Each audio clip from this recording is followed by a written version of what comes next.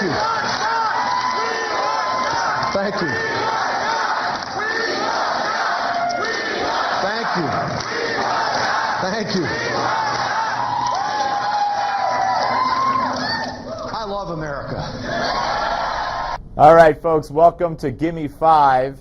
That was yesterday. We brought it to you live here on the Steve Malzberg Show on Newsmax TV. Scott Walker officially announcing that he's running for president. They're chanting, "We want Scott."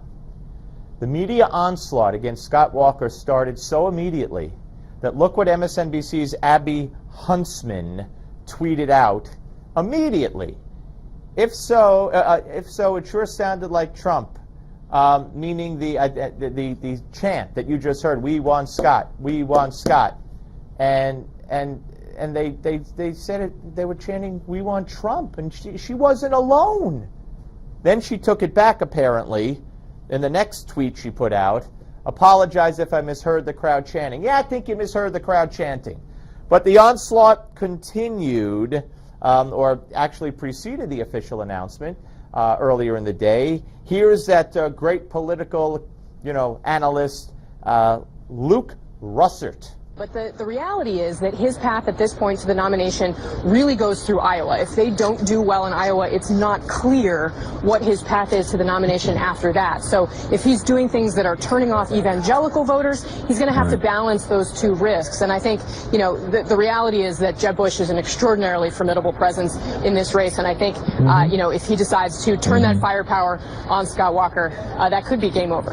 It's all Iowa for Walker. He absolutely has to win Iowa. If he doesn't win Iowa, it's over. I'll say that right now in July 2015. Oh, if Luke Russert says it's all over, if it's not an Iowa victory for Scott Walker on July 2015, then it must be all over. And the other one said, Jeb Bush, you could make it game over. So he's done already. Basically, Scott Walker's done, according to the folks at MSNBC. And according to one folk at MSNBC, they chanted, "We want Trump," at Scott Walker's rally. Where have we gone? Into the toilet. That's where they've gone. And Morning Joe, watch this. I think it's a question of authenticity. He has flipped on a number of issues, and you can do some of that, you can change your mind, but you have to be authentic. And I'm not sure Scott Walker's passed that test yet. And the flip-flops, the position changes, and the evasions that Al referred to earlier are giving a lot of donors pause. They want someone to go into a general election who will be solid, strong, consistent. Yeah, so he's a flip-flopper. He's a flip-flopper. Mark Halpern and Al Hunt, he's a flip-flopper. Flip-flopper on what? This man was unambiguous. If positions have changed, whose haven't?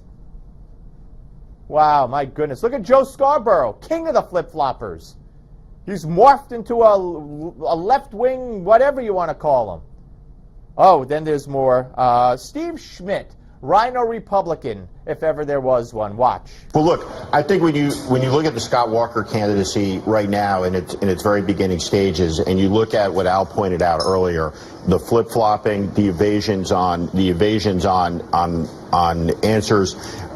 If you look at the Romney campaign in 2008, you look at John Kerry, flip-flopping in a presidential campaign can be deadly. And I think that Scott Walker has filled his tank in that regard very, very early in this campaign. All right, I want to, it's just insane. It's totally insane. Even Rick Santorum blasted Scott Walker's wife because she's apparently pro-gay marriage. At least she's not pro-traditional marriage per se. She has a cousin apparently who she's very close with that is married. She's a lesbian. So, you know what? I got to tell you something. I like Scott Walker a lot, and he gave a great speech yesterday. Have a good night, everybody.